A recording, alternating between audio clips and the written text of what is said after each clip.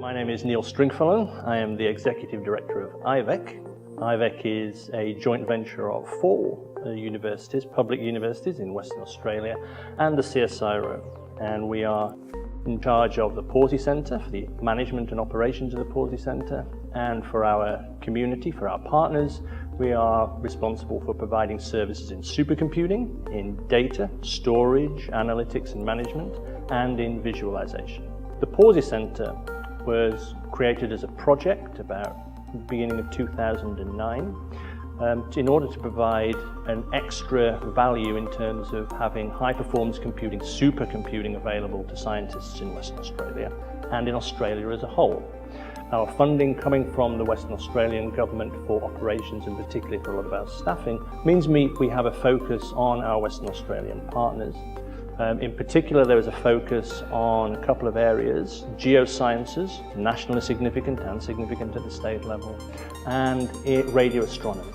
Radio astronomy in particular because of Australia's bidding for the Square Kilometre Array. So the Square Kilometre Array, or the SKA, is going to be the world's largest scientific facility. It's a radio telescope, it's dishes and receivers spread out over hundreds of kilometres, and each one of those receivers receives radio waves from the universe, turns those radio waves into digital signals, and eventually from those digital signals we make images of the sky in the radio part of the spectrum. It's the most sensitive radio astronomy facility ever made. It's about 10,000 times more sensitive and better at probing the universe than any facility we've ever had before. So the Pawsey project is an $80 million project, Commonwealth funding. IVEC was able to demonstrate to the Commonwealth government that it was going to be perfectly capable of managing and operating a world-class facility, and it was therefore chosen, along with the fact that there were certain focuses on geosciences and radio astronomy that were important to the Commonwealth, and therefore Pawsey Centre was granted to IVEC for its management of operation. And the Pawsey Centre building is of the order of $30 to $35 million of investment. A wonderful investment at that, including some very innovative technologies in terms of cooling and in terms of its green credentials. CSIRO is the nation's premier science agency. The CSI Geothermal Project has developed a groundwater cooling solution for the Pawsey Centre supercomputer. This system uses ambient temperature water from an aquifer 150 metres below the surface. The water is pumped to the surface and run past a heat exchanger to extract heat from a supercomputer before it is returned to the aquifer, slightly warmer with no net water loss. The water savings alone are estimated at 38.5 million litres a year. A key aspect of making that data valuable is making it available, and to that end we have built a dedicated IVEC network which provides a 10 gigabit per second link between the 5 partners and their various facilities.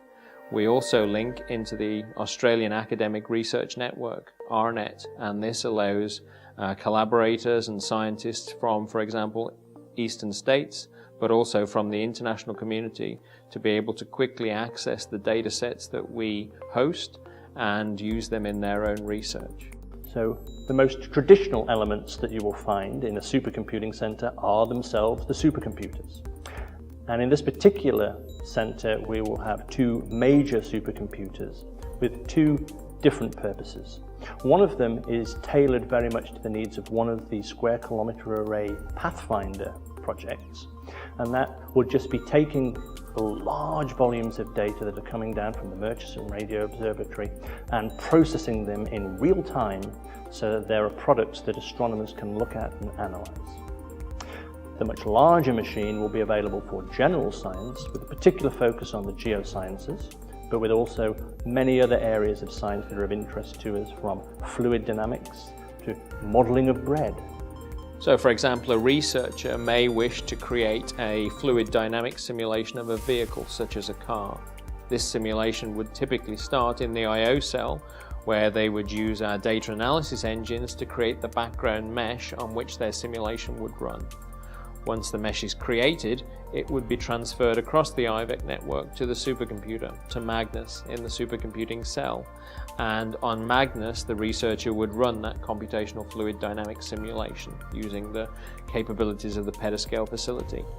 Once the simulation had finished, The large output data sets that would typically be produced by such a simulation would be transferred back to the I/O cell, where the raw data could be translated into more meaningful results, such as a visualization of the vehicle and the flow over it, or other measurements of pressure, velocity, and so on. Once the researcher had completed that post-processing analysis, they would typically archive their results onto our tape store, where the data would sit available for reuse and for other researchers to see what they had done with their simulation.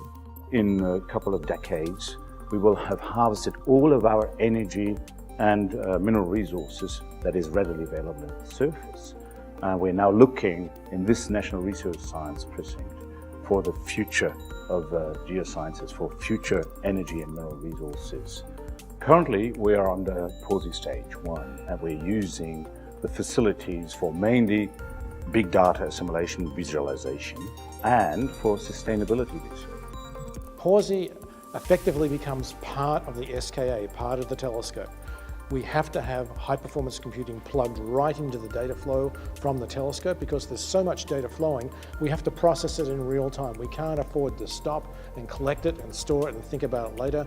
Supercomputing has to be plugged right into the very fabric of the telescope itself. The PAWSI is the machine which is going to catch the data and turn the data into this interesting new view, this amazing new view of the universe. Without PAWSI, none of this is going to be possible. And it's somewhat humbling to think that PAWSI as it stands today is only 1% of the machine that's going to be there in probably 10 to 15 years from now to deal with the whole SKAs.